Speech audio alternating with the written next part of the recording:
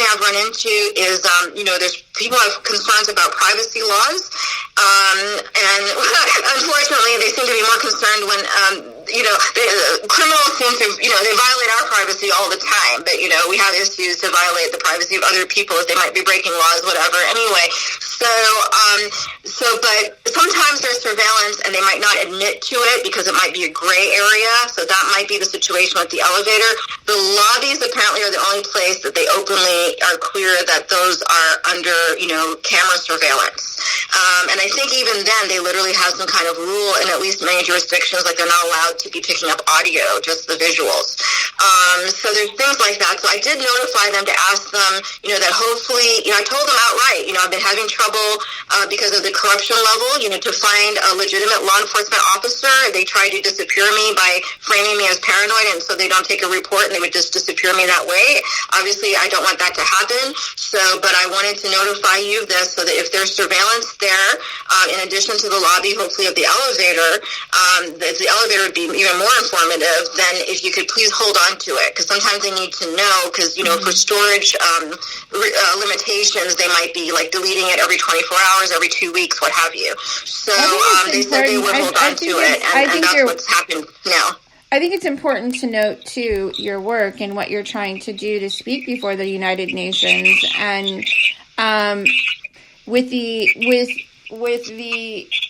advent of the COVID and the increase in targeting, gang stalking, and human trafficking, which is obviously one of the main objectives, I think it's really important that I have you on the show today and that you speak out on these issues as much as possible. Thank you. I really appreciate that. You're very brave. And I think I want to mention something. I don't want to say the person's name, but I noticed, I'm so, in a way, like, it's scary how it took me so long, even with, people like my mother, who's unfortunately obviously involved. She's a government contracted psychiatrist and neuropsychiatrist, and she specializes in behavior modification. And that is the umbrella category for the mind control operations, including the partially declassified Project MKUltra. And in fact, the serial rapist, highly shielded on campus that was assigned was a psychology major. And a reason I say he was so highly shielded, technically he was expelled. They had campus hearings, and so they found that he had done these things, and it was multiple witnesses that came forward, and there were multiple witnesses about either him and also other members of his semi-secret Luciferian military intelligence connected society that did not want to testify, but that I heard of during that time. And even though all of this happened and he was expelled, you're talking about a serial case now too, not just like some spontaneous individual instance. And in fact, what came out is he had already sexually assaulted somebody at his talented and gifted high school in that Washington, D.C. area. So that was probably assigned also. She's probably also somebody this network was targeting to have coercive control over. And, instead, for apparently the preceding, the sexual assaults, or singular to plural with the target or targets from before the University of Maryland, Baltimore County, for that was why he was not allowed to drive himself. He was not allowed to have a driver's license. Then what happened now on campus, though, he still came, he was still, presidential scholar, merit scholarship, what have you. And what happened is then they had the campus hearings and he was expelled, but off-campus law enforcement would never even open an investigation into somebody who is documented as a serial rapist case. Somebody serial raping people who are not older than their teens. Okay, and his aspiration was to become a child-focused psychologist. And, frankly, I would not be surprised if that's exactly what he is at this time. I have not, I don't know his current status. There's things that are, would be very relevant to know that I've been needing law enforcement to help with, partly because I don't have the stomach for it, or so I've been kept constantly, just when I start to think I might be able to enjoy like a normal lunch or something, they have somebody coming to poison me in the elevator on my way down to breakfast. So, things that have happened that I know are important puzzle pieces as well, I've not been able to go back and follow up on those things. And really, a professional law enforcement person should do it. So it's very disconcerting that not only have they not been wanting to do it, but that this whole system is in place that is preventing it from being done and is disappearing the witnesses. Yeah, I'd also like to mention, there's plenty of testimony online of this happening in every level of our society, this sort of targeted trauma and mind control.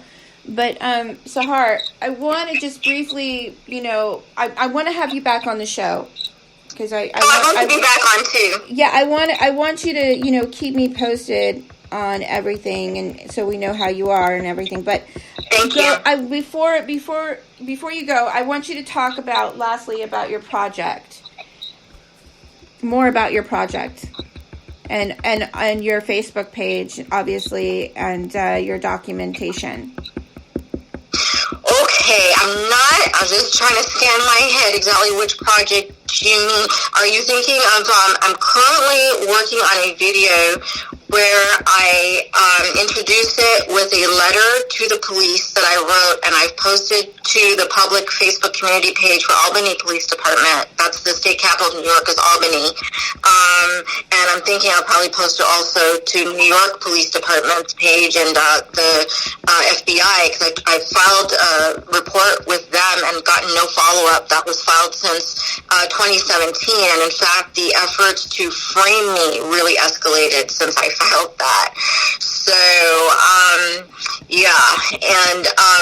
but there was, I started to say something. I think I should go ahead and say this. I'm not going to identify the person, but so that's, my mother, psychiatry, in fact, where it involves being able to prescribe drugs. That's the distinction between a psychologist and a psychiatrist. That serial rapist that was assigned psychology major, maybe by now he's a psychology, quote, professional.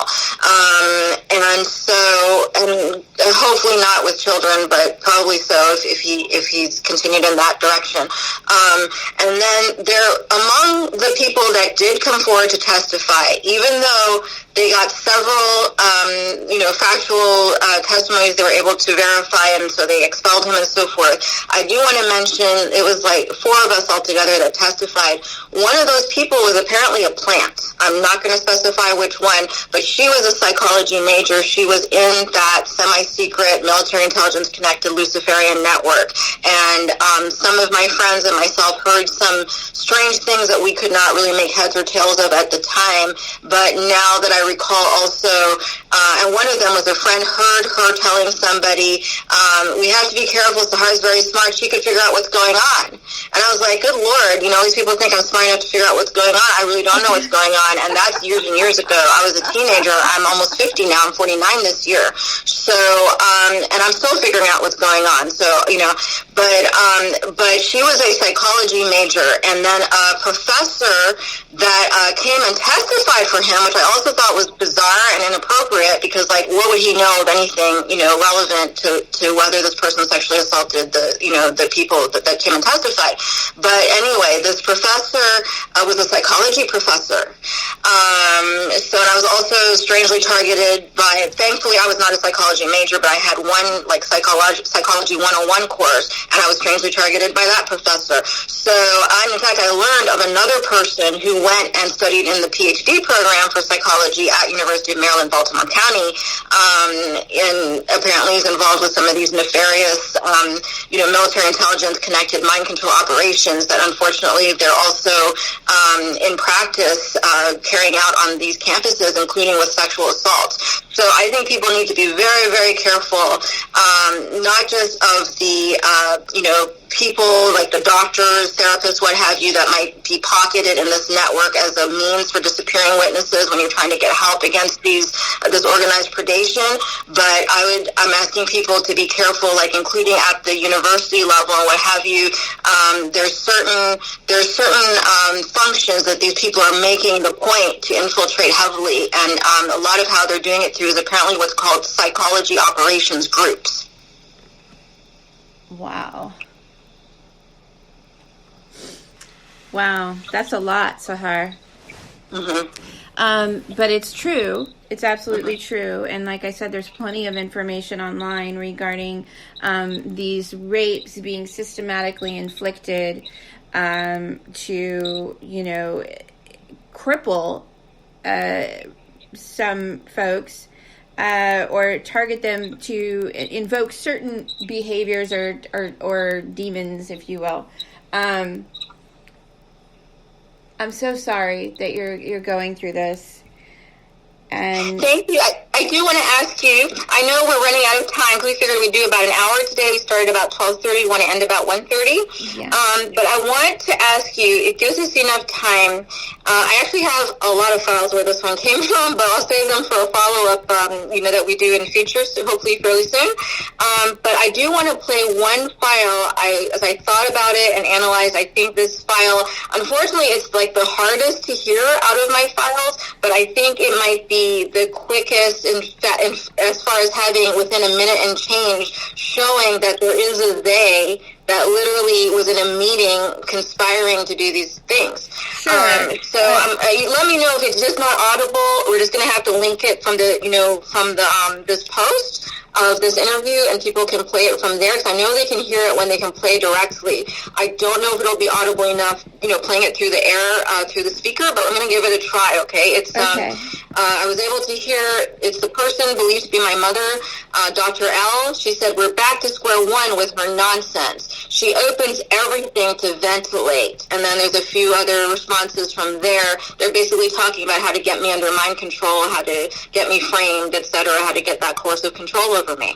And unfortunately, I know I'm not the only one they do this to. And how I ended up hearing this, it's the reason it's such bad audio quality, but it's the reason I ended up getting it at all, is somebody who was in that meeting called me to leave me a voicemail.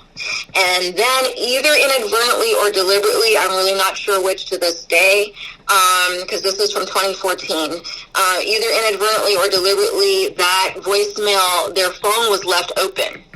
So I ended up getting, an earful of my mother and my stepfather and other people's voices that I do not recognize, all sitting there plotting how to try to drive me crazy, how to frame me as if I were crazy or even a criminal, because they ended with, someone should have make her get that chart. And my stepfather said, I hope so. So I don't know. And he was a government contracted psychiatrist specializing in behavior modification as well, working with my mother. So, whether they were really just co-handlers or actually married even, I don't know. But because I really didn't see any evidence that they were truly married. I think they were mostly about partnering to work on this behavior modification stuff.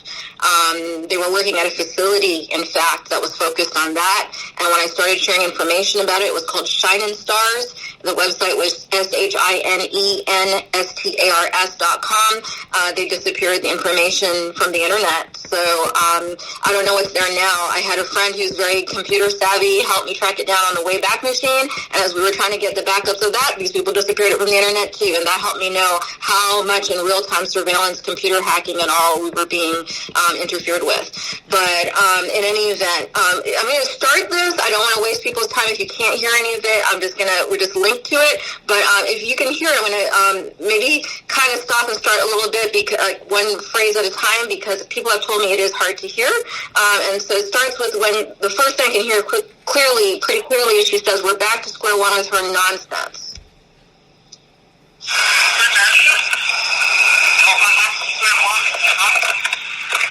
Were you able to hear that?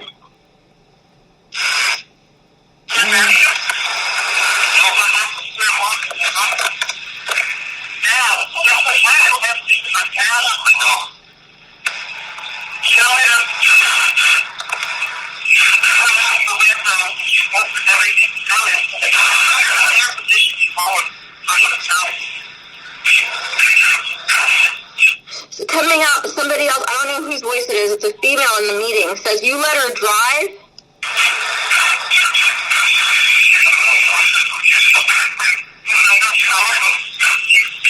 Right there, she said, you let her drive?